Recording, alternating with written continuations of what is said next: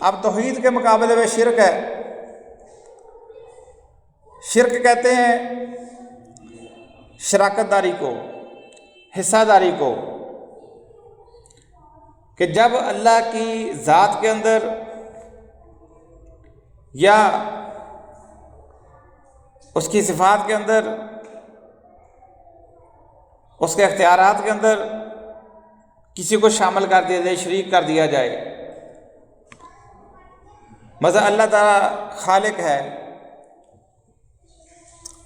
اگر کہا جائے کہ فلاں بھی تخلیق کر سکتا ہے، یہ اختیار اس کے پاس بھی ہے، وہ بھی تخلیق کر سکتا ہے، وہ بھی نئی مخلوق بنا سکتا ہے، وہ اللہ تعالیٰ کا فیصلہ کائنات، یہ ساری کائنات جو چل رہی ہے اس میں اللہ کا حکم چلتا ہے. ان الحکم الا للہ، اس ساری کائنات کے اوپر اللہ کا حکم چلتا ہے. الا لہ الخلق والامر، یہ ساری خلقت بھی اسی کی ہے، اس کے اندر امر بھی اسی کا ہی چلتا ہے. لہذا اس خلقت کے اندر اور اس امر کے اندر کسی کو شریک ٹھہرانا یہ شرک ہے. اللہ کی ذات کے اندر اور اس کے خلق اور امر کے اندر کسی کو بھی شریک ٹھہرانا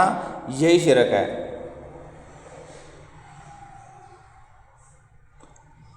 اور پچھلی قومیں، چاہے وہ نوح علیہ السلام کی قوم تھی، چاہے وہ عاد و سمود تھے، چاہے قوم ابراہیم تھی، چاہے قوم موسیٰ تھی، یا محمد رسول اللہ صلی اللہ علیہ وسلم کی مخاطب قوم تھی، ان کا جو مشترکہ جرم قرآن مجید کے اندر بیان کیا گیا ہے وہ شرک تھا، کہ انہوں نے سورج، چاند اور ستاروں کو معبود بنایا، یعنی اللہ کے مد مقابل انہوں نے اس کو شریک بنا لیا کہ یہ بھی الہ ہے،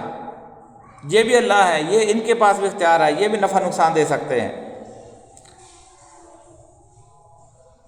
اور جن ہستیوں سے وہ متاثر ہوئے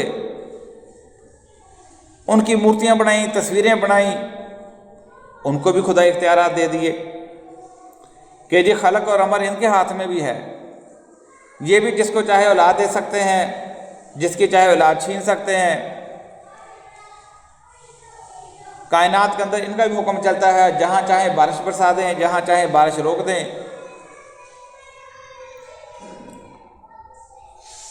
یعنی کائنات کے اندر جو تکوینی امور چل رہے ہیں یہ ان کے اندر بھی یہ تغیر و تبدل کر سکتے ہیں. قرآن نے ان ساری چیزوں کو شرک کہا ہے. تو جہاں تک آج ہم بات کریں گے ذات کے اعتبار سے، یعنی اللہ کے اختیارات، اس کی صفات، اس کی قدرت و اختیارات کا تو شرک کی بے شمار مثالیں ہیں، لیکن اللہ کی ذات، صفات، قدرت اور اختیار میں شریک کرنے سے پہلے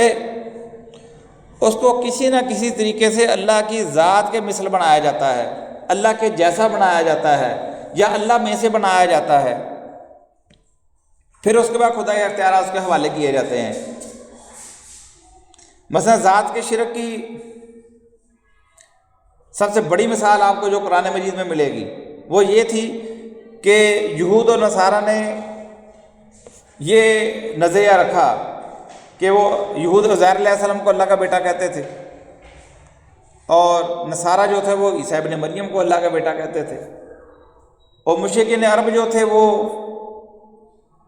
فرشتوں کے اللہ کی بیٹیاں قرار دیتے تھے. تو یہ ذات کا شرک تھا. ظاہرہ کہ اولاد جو ہے وہ اللہ کے اپنے ماں باپ کی ذات کا ٹکڑا ہوتی ہے، اس کی ذات کا حصہ ہوتی ہے، اس کے اندر بھی اپنے ماں باپ جیسے ہی اوصاف ہوتے ہیں. تو قرآن نے اس کو شرک کہا.